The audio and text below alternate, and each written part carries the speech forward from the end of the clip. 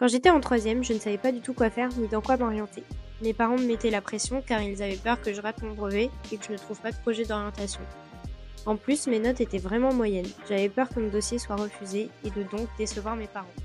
Cette idée de suite de parcours m'ayant beaucoup plu, j'ai découvert la formation Bac Pro TRPM, ce qui veut dire technicien en réalisation produits mécaniques, ce qui me permettra de travailler dans différents secteurs comme l'armement, l'aéronautique et l'automobile. Nous sommes dans un domaine grandement valorisé financièrement, ce qui pourrait m'aider à faire avancer mes projets d'avenir avec un peu plus d'autonomie. Le fait d'être rémunéré est important pour moi. En plus, notre métier recrute beaucoup. L'apprentissage, c'est mieux que de réaliser uniquement des stages, car cela nous permet d'apprendre dans de conditions réelles.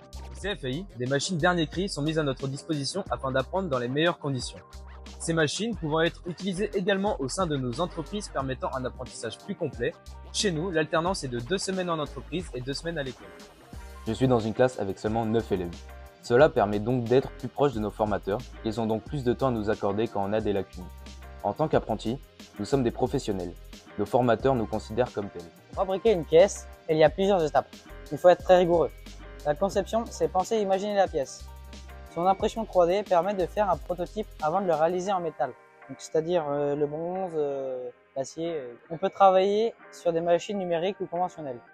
La préparation du poste de travail, c'est aussi une étape importante. Ça permet de réaliser l'usinage de la pièce dans les meilleures conditions.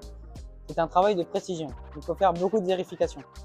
Mais après la vérification, la dernière étape, c'est le contrôle de la pièce pour s'assurer qu'elle est fonctionnelle.